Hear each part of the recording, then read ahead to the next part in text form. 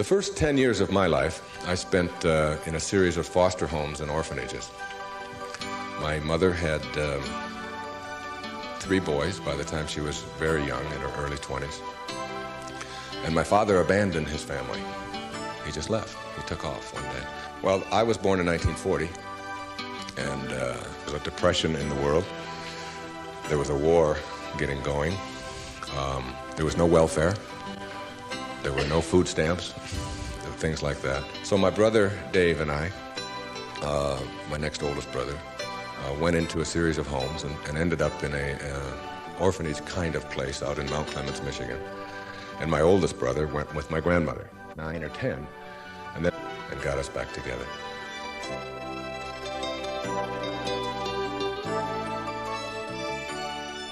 But being poor means you think poor. Self-worth comes from one thing, a belief that you are worthy.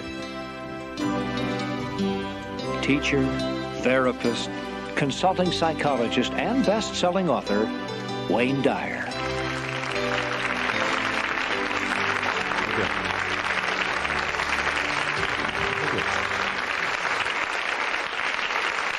Thank you.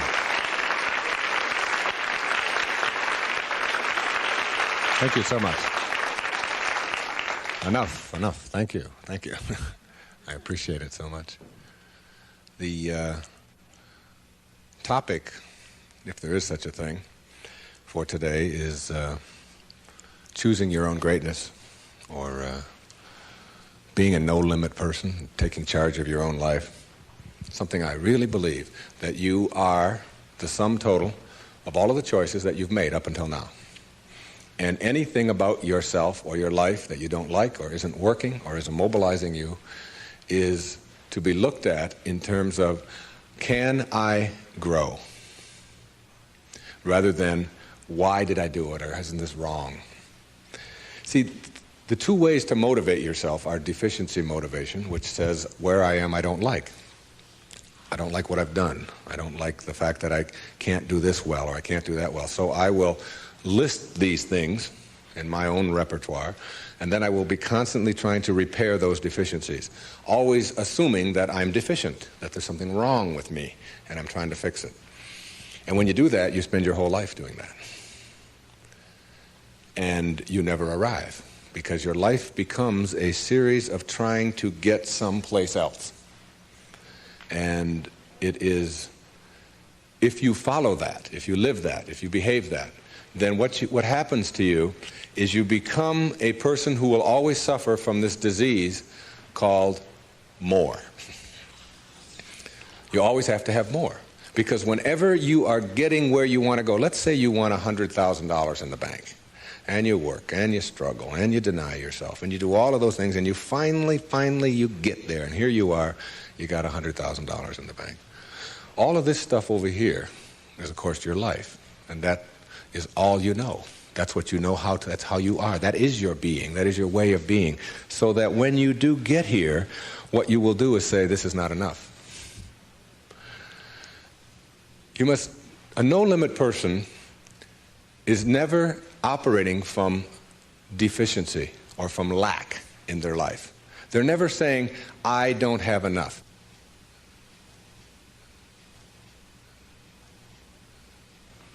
You see, you're never going to get enough. You already are everything. You're everything that you need. Think of it for just a moment. Everything that you need to have total bliss, perfection of your life, you already are. You already have it. You came into this world with nothing. That's how you're going out.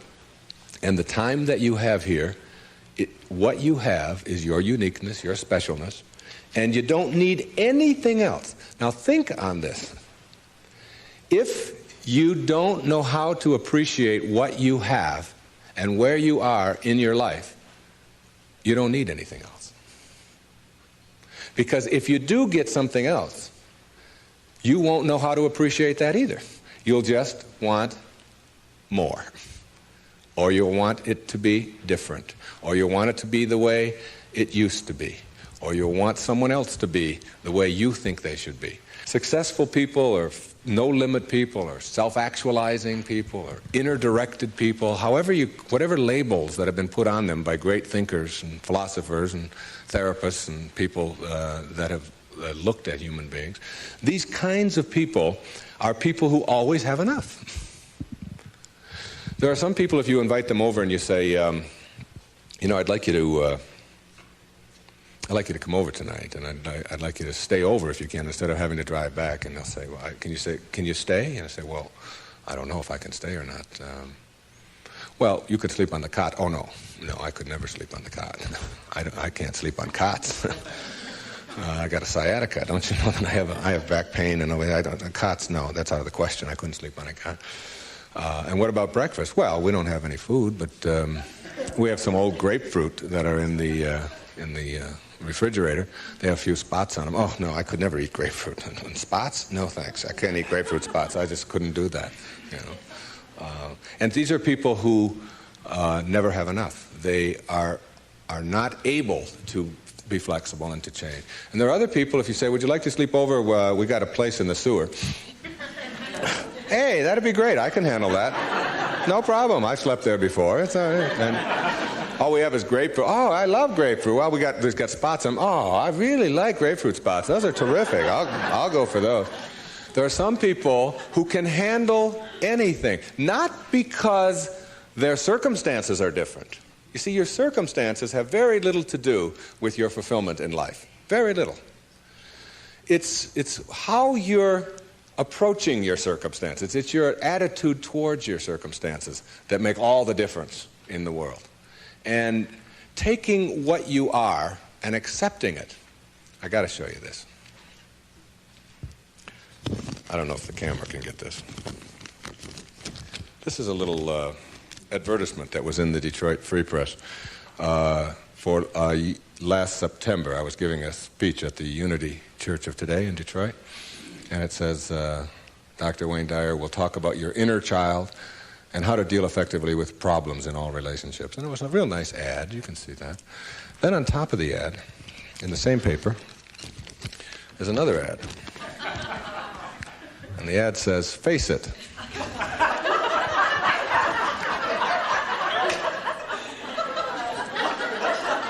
Right on top of my ad, there's no hiding from hair loss. And they got a picture of a guy with a box over his head. And they have a before and after guy there. And the after guy looks like he's just found fulfillment. And it says, you can't run and you can't hide. Hair loss is a problem, and unless you take action, it will continue.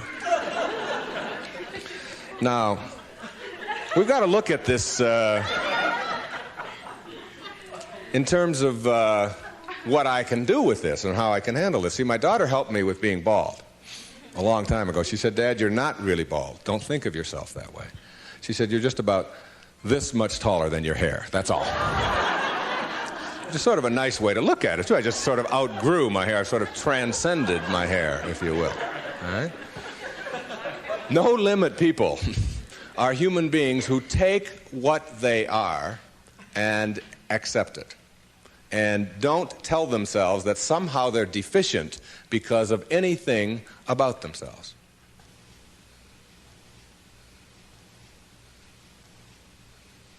This is a very crucial concept for me and for virtually all of us. It's this idea of taking your life in your own hands and being the kind of person that you choose to be, and understanding that everything that comes your way is an opportunity, is a blessing. And it wasn't until I learned how to celebrate virtually everything that came my way that I was able to transcend it.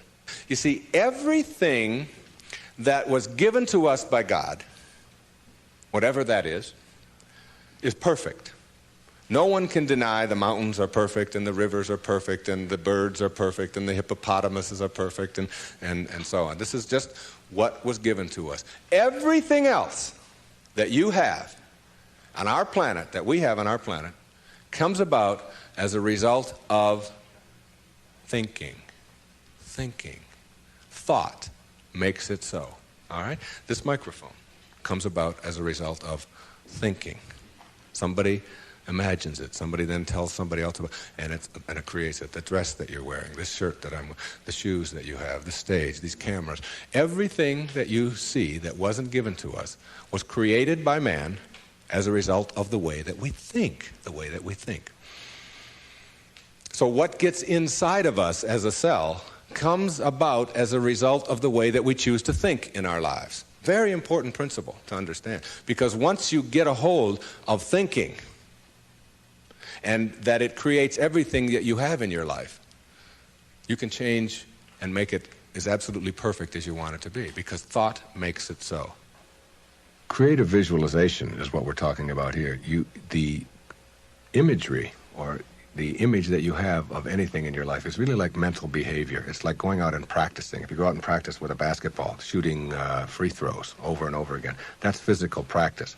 Imagery is mental practice. It's mental behavior.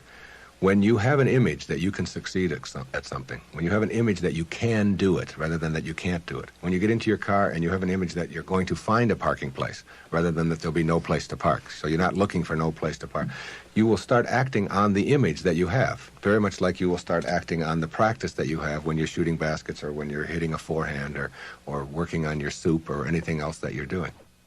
Bucky Fuller, who I served with on the Hunger Project Advisory Council for 9 years, who died not too long ago, said that 99% of who you are, you can't touch, you can't see, you can't smell. 99% of you is untouchable, unsmellable, invisible. It is what Ken Kais has called your conscious awareness.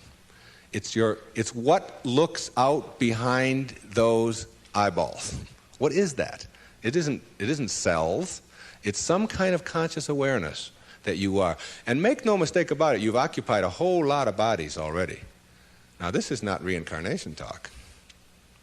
Although, I don't know about this reincarnation. People ask me if I believe in it. I say, well, I taught in a junior high school in the inner city of Detroit for 4 years. And I saw those dead bodies come to life every day at 3 o'clock. So I believe in reincarnation, all right? Now, if 99% of who you are, you can't touch and you can't feel and you can't smell, then what is it? Who is it? Where are you? What is this thing called your essence or who you are? And where does it go? Now think of this. You were in a body. I have a little baby girl who's 11 months old. And we were all in a body that size. Well, it's only a body about this big. Got fingers only this long. You know? Got tiny, tiny little parts all over the place. I mean, she's only this tall. Now, is that her? Is that her essence? Because I have other children who are much older, and I am much older than that, and I can remember being 3 and being in a different body. Still me, still my essence there, different body, totally different. Doesn't even look anything like when I was 11 months old. And then I was 13 and had a funny body at 13. But still my essence was there in a whole new body. Hairs growing all over the place that I didn't understand, all kinds of things happening to it, you know. Then hairs falling out of it later on, you know. Looking at those hairs that fall out and say, what held it in yesterday? You know, I don't know. I don't even understand that, okay? And so it's like who I am has been in many, many bodies already, all right? And that essence, you see, everything on our planet that is alive can never die. It can never die. Life doesn't die. It just transforms. It just moves on to new places and new ways of being. New ways of being. And the way of being that is the most transcendent of all is this way that comes from seeing yourself as love and only having that to give away. Only having that to give away. Let's say I were to stand up here in front of you and just visualize for a moment that I have an orange. And I take this orange and I squeeze it as hard as I can squeeze it, okay? What's going to come out? Juice. What kind of juice? Orange juice. Apple juice, any chance? Once in a while?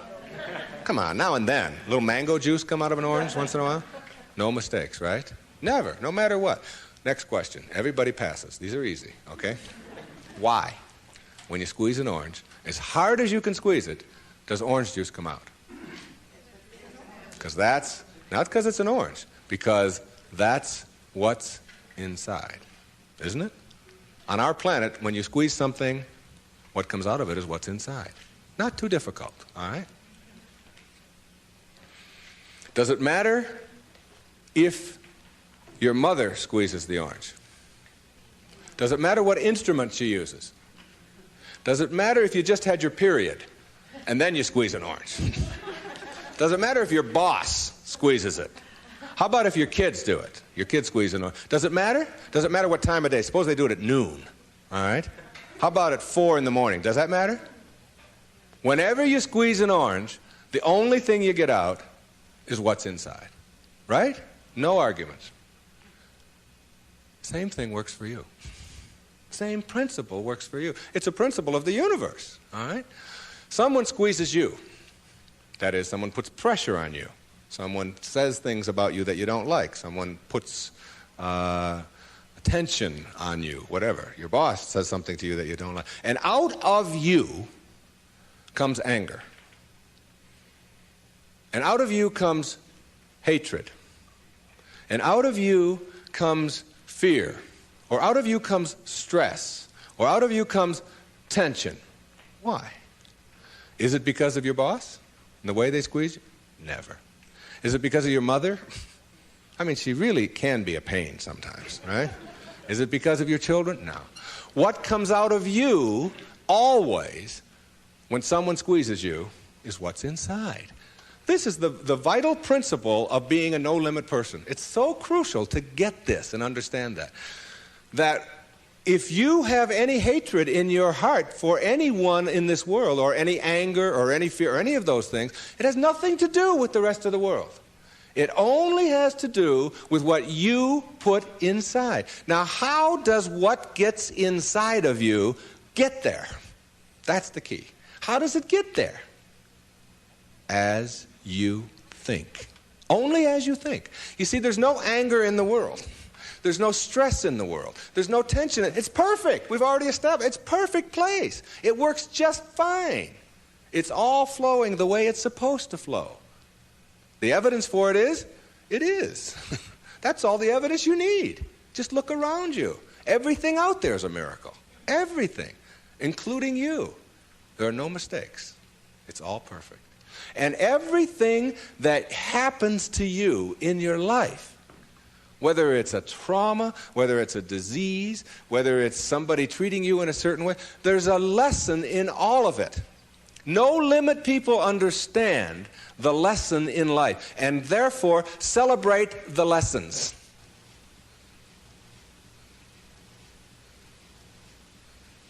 It's true.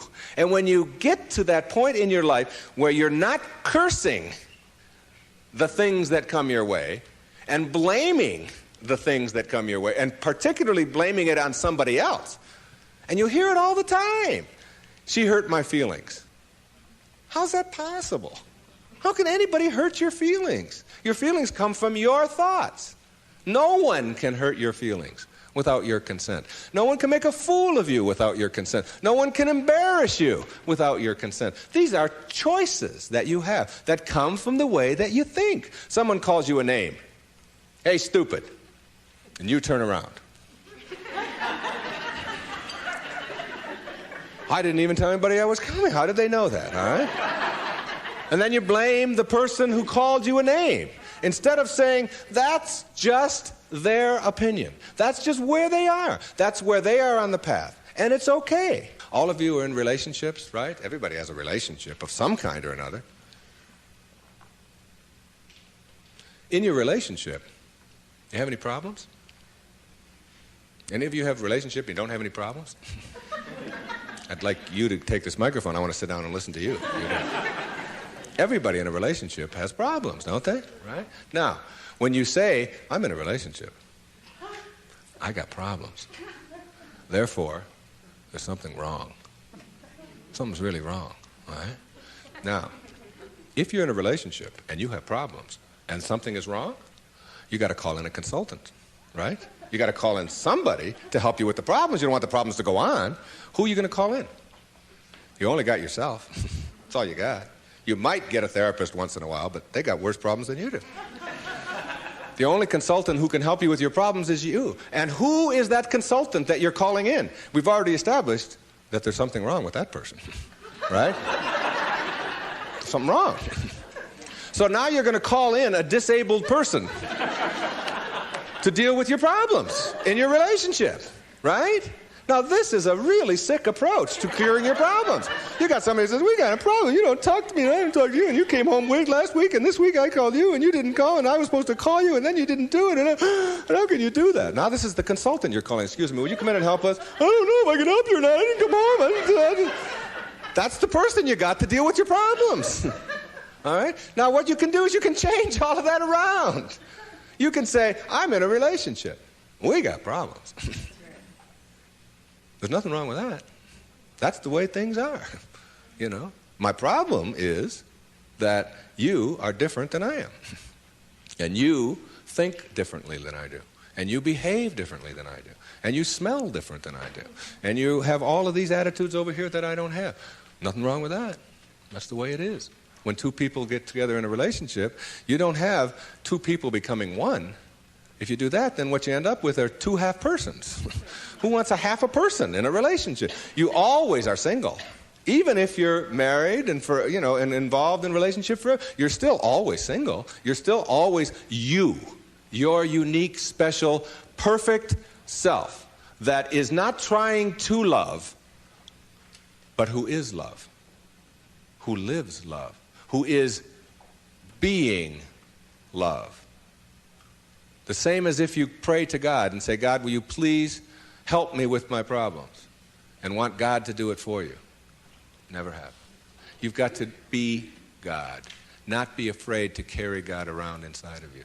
If you want to get healed, you have got to understand that you're not going to get healed if you are asking someone else to heal you. And ask any doctor that you know, any surgeon particularly, who's taking somebody into surgery, and ask them which person has a better chance of living, of surviving, say, serious surgery. Is it the one who has a will to live, or is it the one who's just given up? And the surgery and the cases are exactly the same, all right? But the person who has that will, which we can't define, you can't go out and get a bucket full of will and bring it in there. It's an attitude, it's an approach, it's a belief, all right, that you can do something. And when you have that belief about yourself, then you've got so much better opportunity to be well in your life. And a belief is everything. I don't know if you've ever thought of that. I watched a little girl, 5 years old, learning how to swim. And she's holding on to the edge of the pool, and she wants to get over here to the steps. And it's just 5 feet or 6 feet, and she'll let go, and then she'll hold on again. And she'll let go, and she'll hold on again. And finally there comes a time when she lets go and goes for it. Okay? You've seen this with your children. You've seen it. And what you ask yourself is, in the moment before that when she was holding on, and then look at the moment afterwards, does she have any different skills? What's changed? Yeah, the skills she doesn't have any new skills. She didn't learn any skills in that second. What she has is a belief that she can do it. And when you believe it, when you really just believe that you can do it, that's what allows you to swim. And when you think about it now, do you know how to swim? Yeah, so when you dive into the water, you don't think about that. You just know when you dive into the water, you can swim. You don't have any necessary swimming skills or anything like that. Or when you get on a bicycle, you get on, you know that you're going to, unless you believe you can't, because you've never gone out there and tried it and worked on it and done it. Told a story of a patient of yours who had that very problem, who said she didn't know how to ride a bicycle. Yeah, Gail, who came to me many years ago. And you know why she said she couldn't ride a bicycle? Because her mother wouldn't let her get on one. Cop out. Yeah, absolutely. And she had these beautiful big white teeth, and her mother had always told her you could fall and break your teeth, and I wouldn't want that to happen to you. So here she was now in her 30s, and telling me that she couldn't ride a bike, and she was in therapy. And I said to her, okay, let's go. She said, go? Where are we going? I said, well, I've got a bicycle downstairs, and I'm going to show you how to ride a bike. I'm going to have you teach yourself how to do this. And she said, look, I didn't come here to pay you the kind of money that I'm paying you to have you teach me how to ride a bicycle. I came here to find out why I can't. I said, oh, well, you're going to need another 30 seconds of therapy easy, okay? The reason you can't is because you never got yourself on a bicycle. And until you do, you never will know how. And you just believe that you can't. Oh, that's the end of that. There's no more to talk about that. Now, what we have to do is get you to get out there. And we went downstairs, and it was a woman's bike. And I've helped a lot of people to teach themselves how to ride a bike. And what you do when you help someone to teach themselves how to ride a bike, because you don't teach anybody how to ride a bike, okay, is you let them do it all themselves. You let them hold it. You let them balance it. You let them move with it. You let them put the pedal down and move it themselves. And you stand back. You say, no, when you're ready, and then you move it, and you hold on for a second, then you put your foot back down, and you practice it and practice and practice that all yourself, with just someone encouraging you. And before long, in just a matter of minutes, when I tell you it was minutes, and this woman had never been on a bicycle before, she rode like 2 blocks on a bicycle. She couldn't believe that she now had a belief. Being, to me, means seeing the greatness and the uniqueness in you and never letting anybody else convince you to the contrary. When people ask me, come on, you're always talking about being up and you're always positive and so on, you mean to tell me that you're always that way? I say, yeah, I really am. And it isn't because I'm out there doing something in an artificial way. It's an authentic response to my having gotten the junk out of me. And the junk is the way that I used to think, the way that I used to think. Think for a moment, if you can visualize right here, a clock, a big clock. And the hands on the clock go from 1 to 12. The clock starts right out here with the minute hand, and it goes over towards the 3, the hour hand, minute hand. And that's the time in your life when you are moving away from yourself, from your true self. That's the time when you are trying to put other people down, trying to prove that you're bigger and better than somebody else, trying to make yourself right all the time, as opposed to being with somebody else. It's like you're moving away, and a lot of people spend a lot of time moving away from their true self, because your true self is this little child, is this beautiful little child inside of you that has only love and acceptance for everything in the world, and no dis-ease, no absence of ease. You move away towards the 3, and then you move down here this way, and you're still moving away from yourself until you hit the 6. The 6 is the point in your life, symbolically, metaphorically here, when you are the furthest away from yourself that you can be. It's the low point in your life. It's the point where many people break down, or many people break down their relationships, or they feel full of despair. They feel full of hatred, whatever it may be. And a lot of people die then. A lot of people are put into hospitals then. A lot of people have to really seek out therapy then, and so on. And when you're at that sick. There's another part of the clock that goes from 6 to 12 that I think of as living in the light. And this is when, and see, this clock hand never can go back. It can't go back. It can only go this way. It only goes this way, as does life. It only goes this way, forward. In this period, this place between 6 and 12, that's when you start coming back to yourself. That's what enlightenment is. That's the pathway to enlightenment. When you send out that stuff that is destroying you, that is killing you in one way or another, and you move yourself back over here, and eventually you get yourself all the way back. This is the light over here. This is the place where you can't go back. You'd be tempted. You might be tempted to steal. You might be tempted to use anger. You might even slip a little bit, and you catch yourself. I can just not too long ago, there was we got a problem with our sprinkler in my home. One of the sprinkler heads is off, and if you've ever seen that happen, you get a gusher going up there. And I've been wanting to get that thing replaced for the longest time. And I'm walking out of the bank, and there's a sprinkler head right there in front of the bank. Now, I practically own this bank, okay? So I go there every day, and I do a lot of business with this bank. And I'm looking at this sprinkler head, and I think, all I have to do is just unscrew this thing. It wasn't on or anything. They'll replace it tomorrow morning. It's 98 cents or whatever. So I actually get down there, and I look, and I start turning the sprinkler. And then I start thinking, do I want this karma? Do I want to steal? Do I want to take? I know it's only a 99, and if I went into the bank, they'd probably give me one anyway if I asked them. And I just turned it back, And I said, if I want a sprinkler head, I'll go and buy one for myself. This doesn't belong to me. It was just like a split second of weakness there or whatever it was.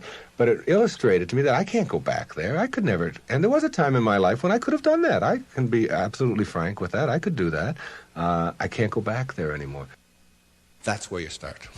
That's the place to start. Because when you get all of that out, when that's all gone, and I mean gone, and it only comes about as a result of the way that you think, so it's just changing around your approach to life, the way that you think in life. When that starts to go away, what you've become filled up with is what your natural self is, which is this loving, accepting, not fighting the universe, but instead living in it and going with the flow and all of the kinds of cliches that you've heard 1,000 times.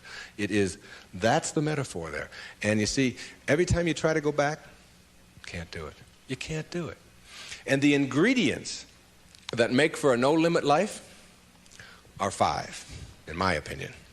The first is quality rather than appearances. You begin to change your thinking from appearances and how things look and how other people view me, okay? Because every time you find yourself upset in life about anything that anyone else has said, what you're really saying is what you think of me is more important than what I think of me, all right? So you change from appearances to what I call quality thinking. Quality. What is the quality of my life, rather than how does it appear to others? Now, do you tell yourself that because my friends don't like me, that means there's something wrong with me? No, that's what you have to learn. That another person's opinion is just that. It's their opinion, and that's all it is. Every time you are upset, or your children are upset, because of what somebody else says about them, including their peers, what you are really saying in that moment, and this is really important, what you're saying is, what you think of me is more important than what I think of myself. And you must never give anybody that kind of power and control over you, because they will always have it. The funny part about approval, for those of you who really want it, now I'm here to tell you that I like approval. I enjoy it. I find it one of the most exciting things in the world. I like it when people read my books. I love it when people applaud. I like it when people tell me nice things and all. I like approval. I'm the first one to admit it. What I don't do is I don't need approval. There's a big difference between wanting approval and needing approval. When you need approval, it means you become immobilized when you don't get it, from making other people's opinions more important. Now, for those of you who say, yeah, but I want approval and I need it, and if I don't get it, and so on, then understand this. The people who get the most approval in life are the ones who care the least about it. And the ones who get the least approval are the ones who are always going after it. So if you want approval in this paradoxical way that I'm talking about it, stop needing it. Stop concerning yourself about it. Ask yourself, who gets the most approval in life? Think of the person that gets the most approval, and you'll see that that person couldn't care less what other people are thinking. They're so busy being, they don't have time to notice what their neighbors are doing. Thoreau said this. He said, if you advance confidently in the direction of your own dreams and endeavor to live the life which you have imagined, you will meet with a success unexpected in common hours. What that means is that success is not something that you can get in life. Success is an inner process. Success is something that you bring to everything you do in your life. It isn't something you get out of what you do. And when you get that, and you learn how to get the junk out, and advance confidently, doing what makes the most amount of sense to you based on your inner signals, and the one issue of morality, which is you never interfere with anybody else's right to do the same. Each person has their own right to advance confidently in the direction of their own dreams. And when you violate that, you're violating the principle of the universe, the essence of the universe, which is cooperation and harmony. Then success will begin to chase you. And it will come into your life and arrive in your life in amounts that you never dreamt of before. That you never dreamt of. Things will start happening to you that you would never imagine before. I'm working on a book right now that's going to be called You'll See It When You Believe It. And when you start believing in some of these principles, you'll start seeing things that you were blind to for so long. When you were back here in the 2 and the 3 and the 4 and the 5, when you were moving away from yourself, as long as you're moving back towards your universal essence, your harmony with yourself, your cooperation with the rest, things will start happening in ways that you never dreamt of. Jung called it synchronicity. And it's a term that we use to explain how unexplainable coincidences sort of happen in our life. And how come these things happen? I'm going to share a couple of those with you before we leave. The quality versus appearance in your life means that you get that inner candle flame working in a way that gives you quality, independent of what other people think of you. Maslow, in defining self-actualizing, no-limit people, said they are independent of the good opinion of other people. Of the good opinion of other people. Independent of it. They're so busy advancing confidently, doing the things that make sense, and bringing success to changing their baby's diaper, and bringing success to weeding their garden, and bringing it to the job. They bring it on the airplane so that when they run into somebody who is rude to them, a stewardess that is rude, they don't see it as an attack on them. It's just where they are, and they send them love. Help them a little bit, you know. They're kind. When somebody wants to get in on the freeway, and they're one old temptation when they were on the 1 to the 6 side was to say, oh yeah, nobody's getting in front of me, I'm getting there first. It's like, they slow down a little bit. They don't have all that type A stuff of having to beat somebody else and having to defeat somebody. It's a new way of being. It's a way of quality where your harmony allows you to cooperate, and you are a part of what this whole thing is about. New way of being, quality rather than appearances. Another new way of being, very important. Living your life on ethics rather than rules. Ethics rather than rules. All these rules, all these ways of having to do things, somebody else dictates to them. Do you know that some of the most immoral acts in the world have been perpetrated in the name of the rules? These are the laws. What do you think Nazi Germany was all about? Everybody doing all these horrible things to other people. I'm only doing my job, was the defense we all heard at Nuremberg. I was just doing my job. If it's an immoral rule, it's immoral to obey it. And self-actualizing people, as Maslow tells us, have rules inside of them that they could never obey, never disobey, ever. And they have to do with ethics, how you treat people.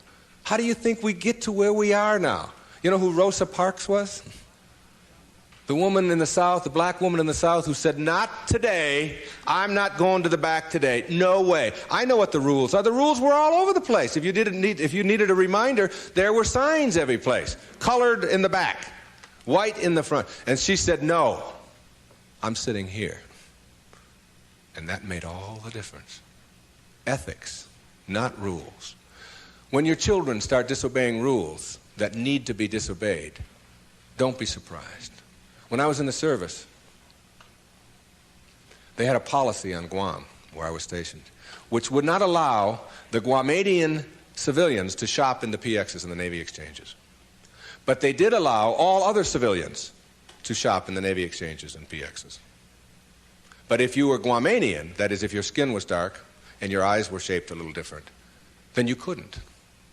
A clear, outright violation. I was a serviceman. I was in the Navy. I was a communications cryptographer. They had a newspaper in the Guam Daily News, and it said, an invitation to speak your mind. And it was a letter writing contest. And they offered $75 to the first prize winner. $75. This was 1961. That was a fortune to me. That was a month's pay in the Navy at that time, almost. So I entered the contest, and I knew I would win it. I had already written a novel at that time. A whole novel I had written while I was on Guam. I knew it wasn't going to be a contest. I felt sorry for the other people entering it. I knew I was going to win this. Unfortunately, I didn't realize that when you're in the service and you have an opinion and you don't submit it to the chain of command, that you can be court-martialed for that. So the headlines on next week's Guam Daily News were U.S. sailor assails policy of discrimination. Big, hot stuff, all right? And I was called before a vice admiral, commander Naval Forces Marianas Islands, and threatened with a court-martial because I had disobeyed the rules, even though the rule was immoral. There are lots of them like that. And when I went in and they threatened me with a court-martial, I told them this was my battle plan. They didn't have Xerox machines in those days, so I had to get a lot of carbon paper. I wrote a letter to President John F. Kennedy, and I wrote a letter to the Secretary of the Navy, and I wrote a letter. My hometown was Detroit. I wrote a letter to the Detroit News and a letter to the Detroit Free Press, telling them what was happening to me as a result of just expressing my opinion about an immoral act that was going on over here on Guam. And I showed the naval vice admiral my letters right there. I said, I've only sent the one to the president and the secretary of the Navy. These letters go to the newspapers across the country. There was one there to the New York Times as well, and the Los Angeles Times. It was, and I just spread them out before him. I said, if you court-martial me or punish me in any way for this, then what's going to happen is the world is going to find out about this policy. And I'm prepared. I'm ready. I can handle it. And I was 20 years old at the time, or 21. Not only did I get a blessing from that, because all things come in blessings for you, I got out 90 days early. And they stamped on my record, P.I., because the president took it up and sent it to the secretary. Must have. And I never heard from him, but the P.I. on your record means political influence. And they don't like anybody with political influence in the military. And as soon as they saw that, they said, this is somebody we probably will be giving a discharge real soon. There was no court-martial, and in September of 1962, a brand new policy was initiated on Guam, which allowed any civilian to shop in the Navy exchanges. And it came about as a result of someone saying, these rules are immoral, and therefore it's immoral to obey them. New ways of being, ethics rather than rules. And when your kids want to know why, how come these rules are so stupid? How come we have to do this? Encourage them to change them. My mother always did that. She would have to help me get out of the messes that I got myself into, because I did it in my impetuous youth. I would just, when they would say to me, what's more important, your job or school? I was just honest. I said, my job, of course. That's how I felt in those days. But what you do put out in the world is exactly what's coming back to you. And if you find things coming back to you that you don't like and don't understand, don't ask yourself why these things are coming to you. Ask yourself what you're doing to make them come back to you. And when you start putting the responsibility on yourself, you'll start seeing dramatic changes. Dramatic changes. A new way of being. Instead of ethics, instead of rules, ethics. Another new way of being. Instead of looking all your life for achievements and externals, try living your life on knowledge for the sake of knowledge. Knowledge instead of achievement. For the sake of knowledge. Being in a context in which you don't have to collect a lot of merit badges. You don't have to collect a lot of awards and other people's value judgments. That you go to school or you go out into the world or you read or whatever it is you do because it makes sense to you, not because of what somebody else is going to put on a transcript or where you're going to appear in a class list.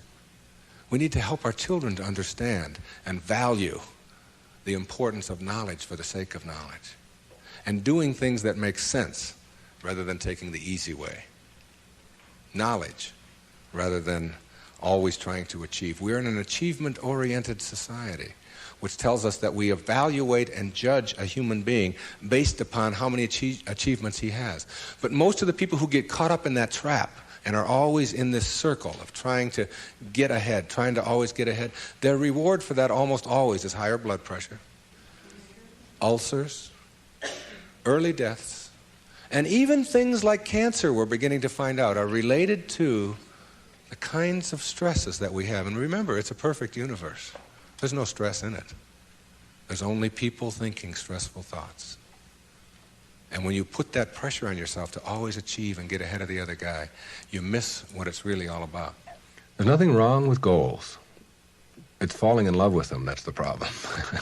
It's not being able to be flexible and alter them. If you have a goal to get here, to get $100,000 in the bank, to get to this promotion, to get 2 cars in your garage, whatever it is that your goal is, and you're on your way to that, and you're always working at the goal, all of this stuff on your way to the goal is called striving, and that's what you learn, striving. And striving is a very low-level place to be. When you get to your goal, because all you've ever known is striving, you will just always suffer from this disease called more. You will just upgrade your goal to $200,000, 4 cars and 2 houses and another wife and a younger one and all of these kinds of things. If you have a goal and you understand that every step along the way is a present moment to enjoy and to live, then the goal won't become any obsession. I don't have any goals in my life. People ask me, where are you going to be 5 years from now? What are you going to be doing? What's next for you? I remember what Lincoln said, who to me was like the greatest person who ever sat in that White House. He said, I never had a policy. He said, I just tried to do what made the greatest amount of sense each and every day of my life as I sat there as the President of the United States. And I think there's something really significant in that you don't have to get it all planned out and follow a certain pattern and do it a certain way. If you just sort of trust your inner instincts and go with that and live each moment, the goal stuff will all take care of itself. But if you're sacrificing and pushing your life aside and suffering on your way to trying to get someplace, you'll never get there. It will always elude you, because once you get there, you'll just have to upgrade it. And that's because that's all you'll know. Nowness is that purest form of sanity, living in this moment and enjoying it. And all the rest of it will sort of work its way out. Another new way of being for me is to think of yourself in terms of personal authority rather than being an authoritarian. Personal authority. A person who has authority never needs to dominate anyone else, ever. Dominating doesn't become necessary. In business, you can have authority. The people who have the most authority are the ones who listen the most, and the ones who are the most conscientious about what do other people have to say. A person in a relationship who has to dominate somebody else and has to make the other person submissive shows that they don't have authority, because they're getting their power not from within for themselves, but on the basis of who they can control. And that never lasts. That never lasts. The only thing that lasts is having inner power, if you will. Know thyself. That's what Shakespeare said. Know thyself. The more you know yourself, the more you become honest with yourself, honesty becomes just a way of life. No, I don't think the world necessarily does, but you can't run your world. You can't run your world based upon what the rest of the people in the world want or don't want. To me, honesty is like, it's a karma that goes out into the world. How people treat you in the world is their karma. How you react is yours. And when you react to it with dishonesty, that's what you're putting out into the world, dishonesty. And when you put dishonesty out into the world, that's what's going to come back to you, because what goes out is what comes back. That all, as you sow, so shall you reap. I mean, it's in every great institution that there is in the world, whether it's a religion or a philosophy or whatever. What you put out is what comes back. Whatever you plant is what you're going to get back. And the more that you put out honesty, just because it's what you are, because you are being honesty, you're not trying to be honest, you're just being honesty, then that's what will come back to you on a regular basis. And when it doesn't, you'll just see that as another test for you to pass.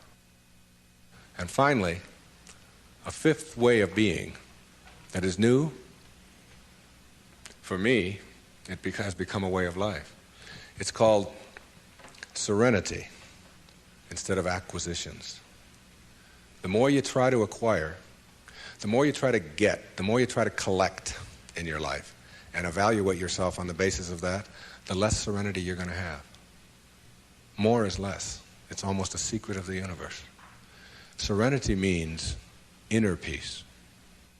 It means that you can find joy in every moment that you have in your life instead of always looking for it. It means that while you are driving along the countryside, and seeing, instead of saying, I'm on my way to this point, that you can open your eyes and see it with new eyes. See the rolling mountains, see the grass, see the deer, see the sky.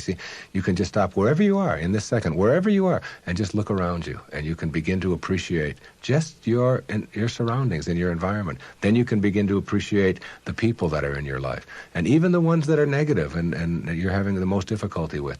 You can practice a new way of being with them, which is sending them love, sending them flowers, send them books, send them a tape, send them something, and just see what kind of reaction that you get. Super emotional health is just an attitude. An attitude is everything.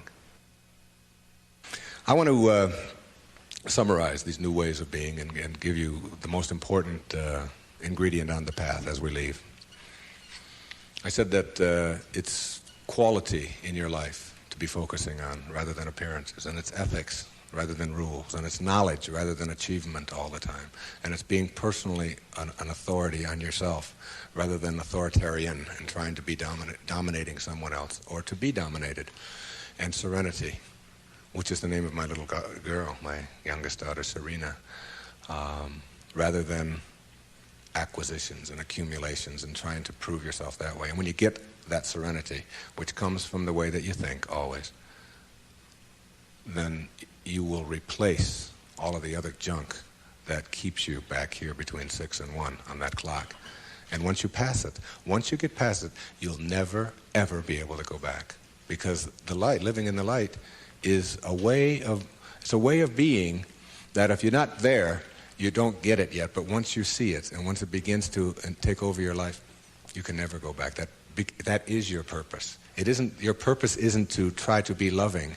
Your purpose is to be love and only have that to give away. Well, but there's one other ingredient, and it's really crucial.